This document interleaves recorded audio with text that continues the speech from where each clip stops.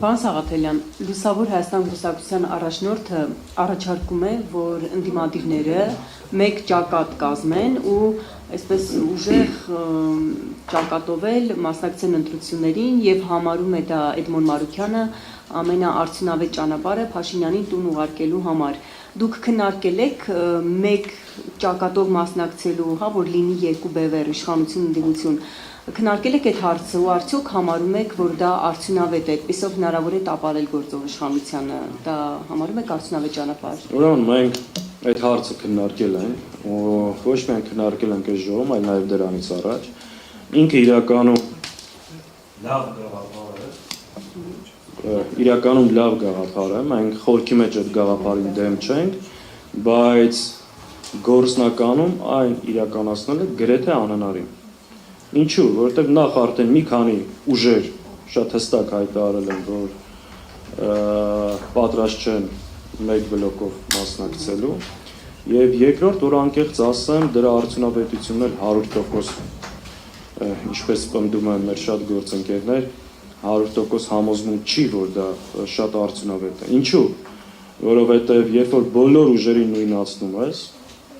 մեկի անձեռեցին գահստում են մյուսին ու հակառակը, իհարկե ուժերը մեկ տեղում ես հնարավորությունները, ռեսուրսները, բայց նաև այդ նույնացնելով հանրության տարբեր շերտերից զրկում ես այլընտրանքային հնարավորություններից։ Քանի որ այդ ըստ էության գործնականում անհնար է, մեր առաջարկը հետևյալն է, որ ընդդիմադիր դաշտի ուժերը պետք է մի կողմ դնեն շատ ամբիցիաներ, տարաձայնություններ եւ մեկտեղ են իրենց ուժերն ու հնարավորությունները ձևավորեն առնվազն 2, 3, 4 ազդեցիկ բլոկներ, որպեսզի կարողանան նախ շեմը հաղթահարել եւ երկրորդ գրանցել ավելի արդյունավետ արդյունք մեր գլխավոր նպատակը այս իշխանության վերարտադրությունը կանխելու համար։ Հետևաբար,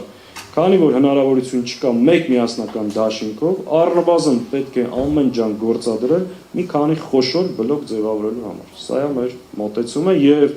այդ բլոկների հնարավորությունը կա ու արդեն դաշտում մի քանիսը նշմարվում է։ Ու անկախ նաեւ այդ ձևաչափերի որոշումից մենք գտնում ենք, որ կան կարևոր առաջնային օրակարգային հարցեր, որոնց շուրջ պետք է համագործակցել։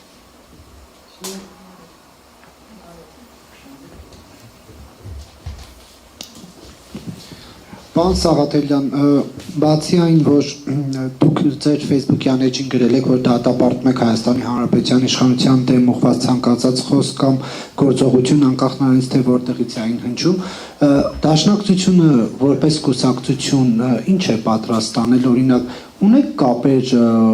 ռուսական կողմի հետ, այս թեմաներով խոսում եք, թե ոչ, որ Սալավյովի նմանները նստում են եւ ռուսական պետական հեռուստատեսության եթերում հայտարարում են, որ պետք է ինքնիշխան Հայաստանի Հանրապետության դեմ հատուկ օպերացիա իրականացվի եւ դա համարում են ազդեցության կոդի։ Նախ դուք կիսում եք այդ գնահատականը, թե ոչ, արդյոք համարում եք Հայաստանի Հանրապետությունը ռուսական ազդեցության կոդի, թե ոչ, եւ ինչ քայլեր դաշնակցությունը կանի, որպես այսպես հարուստ փորձ ունեցող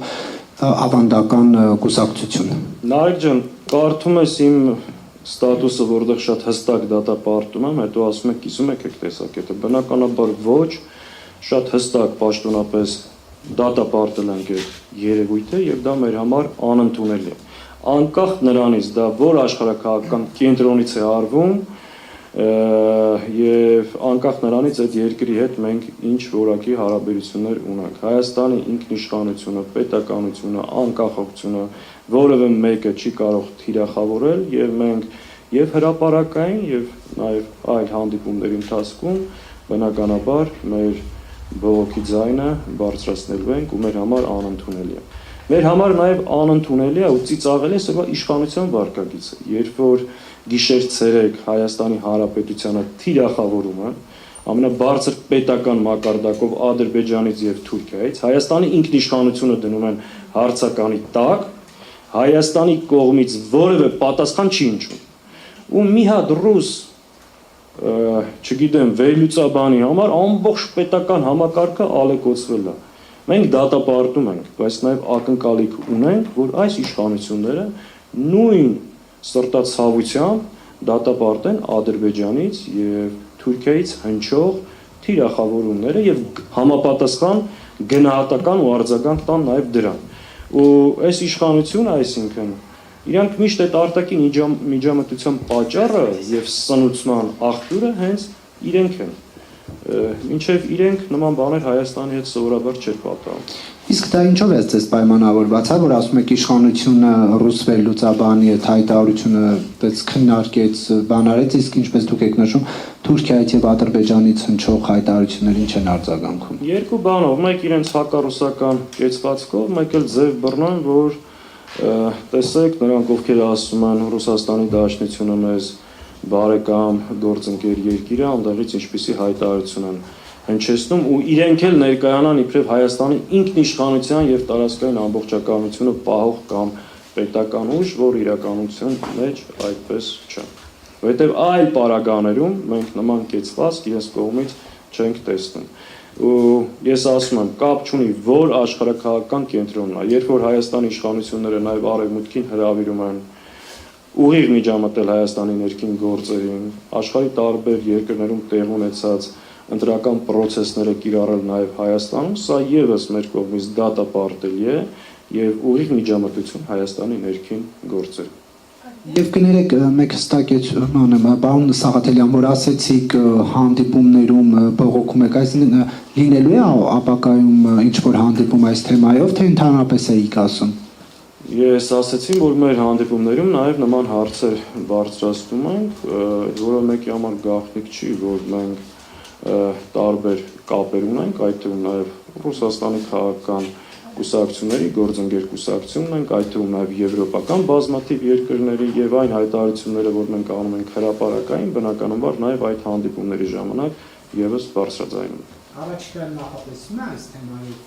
Այս բան կոնկրետ պայմանավորվածություն չկա, բայց ցանկացած առիթի դեպքում մենք պատրաստ ենք դա բարձրացնելու, որևէ խնդիր չկա։ Որևէ սահմանափակում կամ կաշկանդում չունենք այդ ուղղությամբ՝ ի տարբերություն ոմանց։ Ասել եմ։ Խնդրեմ։ Պարոն Սաղաթելյան, դուք խոսեցիք, որ իշխանությունները դիմել են Եվրոպային ուղիղ միջամտելու համար մեր երկրի ներքին գործընթացներին, այս պարագայում սպասվելիք խորհրդանական ընտրություններին։ Ինչ եք կարծում, արդյոք այդ միջամտությունը կլինի եւ որքանով է ընդդիմությունը դրան պատրաստ։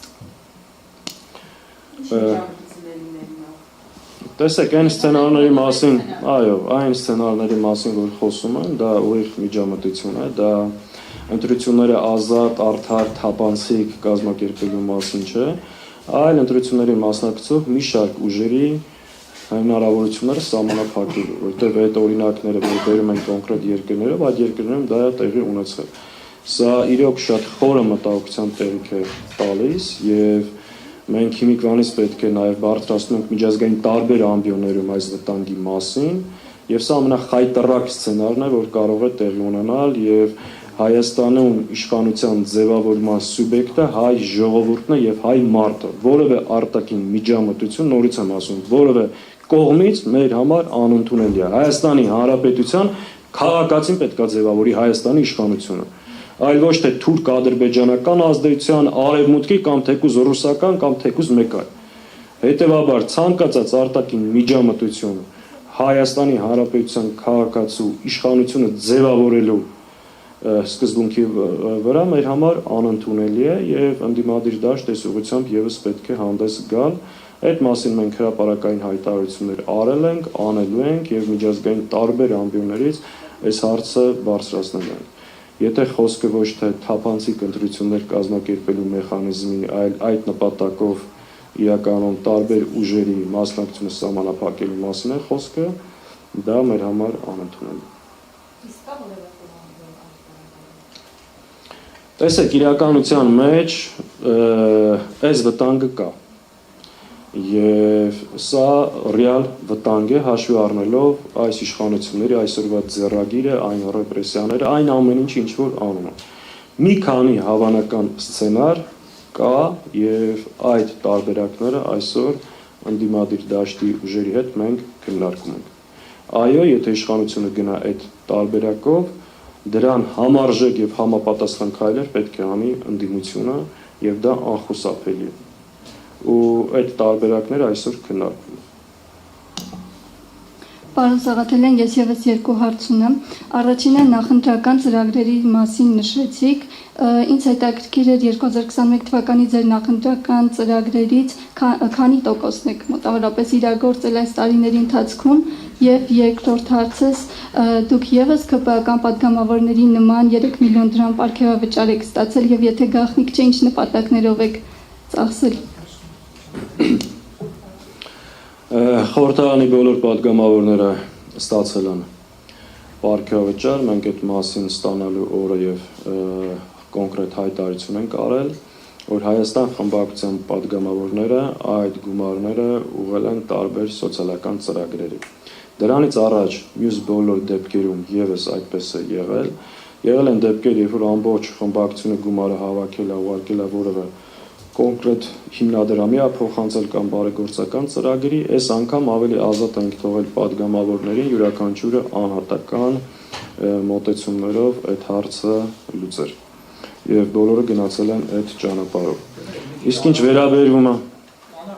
ԿՊԱ-ները մեր հարցերի հաշվին վերացած այդ միլիոնները գնան տանքեն վայրեն, տան հիպոթեքերը վաստակեն, ինչեչևացնեն ավտոներ առան։ Նայ, չենք արել ձեր ձեռից չենք բրսնում, բա որ անայինք ինչ կանեինք։ Իսկ ինչ վերաբերվում է մեր նախընտրական ծրագրի քանի տոկոսն են կարողացել իրականացնել, դժբախտաբար մեր ծրագրի չեն կարողացել իրականացնել, որովհետև չեն կարողացել Հայաստանում ձևավորել իշխանություն։ Վերջին 5 տարիների ընթացքում խորհրդարանում հանդես են եկել տասնյակ օրենքի նախաձեռնություններով եւ այս իշխանությունը այդ բոլոր նախաձեռնությունները մերժել։ Նույնիսկ մենք մի շրջան վերցրեցինք եւ իրենց նախընտրական խոստումները դա օրենքի նախագիծ դարձրեցինք, օրինակ կենսաթոշակները բարձրացնելու, բազմազավակ ընտանիքների մասին, մի քանի սոցիալական ցցուն խոստումներ, որ ԿՊ-ն տվել էր եւ իր նախընտրական ծրագրում գրել էր, մենք վերցրեցինք իրենց խոստումները, տվեցինք օրենսդրական տեսք եւ տարանք խորհրդարան, որոնք բնականաբար հերթով մերժեցին։ Այսինքն, այո, մենք չենք կարողացել մեր նախընտրական ծրագիր իրականացնել, որովհետեւ չենք կարողացել ձևավորել իշխանություն։ Եթե մեր նախընտրական ծրագիրը իրականություն դարձած լիներ, այս 5 տարվա շարունակական կորուստները տեղի ունեցած չէին լինի։ Իսկ գալիք ընտրությունների ձեր նախընտրական ծրագրերը կազմելիս այս անգամ գոնե հաշվի կառնեք, որ գուցե այս անգամ եւս ընդդիմություն լինեք եւ ծրագրերը կազմելիս Գիտեք, եթե դուք պատկերացնում եք որևէ ուժ ընտրություններին պետքա մասնակցի ու այսինքն նախորդ ասի ես գնում եմ խորհրդարան ընդդիմություն լինելու, այդպես չի լինում։ Քաղաքական ուժերը ընտրություններին մասնակցում են, որպեսզի ձևավորեն իշխանություն ու իրականացնեն իրենց նախընտրական ծրագրերը։ Այս իշխանություններից տվել կարճ մի բանի ուզում եմ անդրադառնալ, հիմնական խոսույթը առաջիկա ընտրություններին լինելու է խաղաղության օրակարգը, ոնց որ դա տեղ ունեցավ 21 թվականին։ Ես ընդհանրապես ուզում եմ կարճ հիշեցնել։ Այս ուժը արդյոք իրավունք ունի խոսելու խաղաղությունից։ Պարզ մի հատ 5 տարին փորձենք երկու նախադասությամբ ամփոփել։ 21 թվականին ինքը խոստացավ խաղաղություն, խաղաղության դարաշրջան, կարողացավ խաբել մարդկանց եւ վերարտադրվել։ 21 թվականին հանձնեց Գորիսկապան ճանապարհը, 22 թվականին մի տարի հետո տեղ ունեցավ մեկօրյա պատերազմ եւ Ադրբեջանը 3 ուղղություններով հարձակվեց Հայաստանի վրա եւ այսօր ադրբեջանական զորքերը գտնվում են Գեղարքունիքում, Ջերմուկում եւ Սյունիքում։ Դրանից ամիսներ հետո Արցախը ճանաչեց Ադրբեջանի կազմում 9 ամիս տեղ ունեցող բլոկադա եւ արդյունքում 23 թվականին Արցախում ցեղասպանություն, էթնիկ զտում, հայաթափում, 24 թվականին դրանից 1 տարի հետո հանձնեց Ադրբեջանին ոչ չի դիմաց Տավուշի շրջանում մեր վերահսկողության տակ գտնվող ռազմավարական նշանակության դիրքեր եւ գյուղեր, 25 թվականին խոստացել է ակնհայտ թուղթ ու գրիչով միջանցք Ադրբեջանին եւ Թուրքիային ու նաև հրապարակային ստանձնել մի շարք պարտավորություններ ապագայում զիջումներ անելու համար, սահմանադրություն փոխելու, անկլավներ տալու, հայտարարել է, որ Հայաստանի տարածքում կան ադրբեջանական, Հայաստանի հսկողության տակ կան ադրբեջանական տարածքներ, որոնք պետքա վերադարձվի,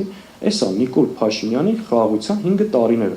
Եթե հիմա նորից պետք է Հայաստանի Հանրապետության քաղաքացին հավատա, այս ինչ որ ասում դրանք չոր փաստեր են, չէ՞, որևէ մեկը չի կարող դա երկել։ Իսկ ո՞ց կարելի է Սրան հիմա հավատալ ու ասել խաղաղություն է բերում։ Պատերազմի, պարտության, կորուստների խորհրդանիշն է այս իշխանությունը։ Ու հիմա իրանք փորձում են ներկայանալ խաղաղասերն էլ, մեզ էլ ներկայացնել իբրև պատերազմի ուժեր կամ ռևանշիստներ։ Հիմա տեսեք, իր կառավարման տարիները վերցրեք, տեսեք այս դաշինքի կառավարման տարիները ու կհասկանաք ով է խաղաղություն բերողը, ով պատերազմ։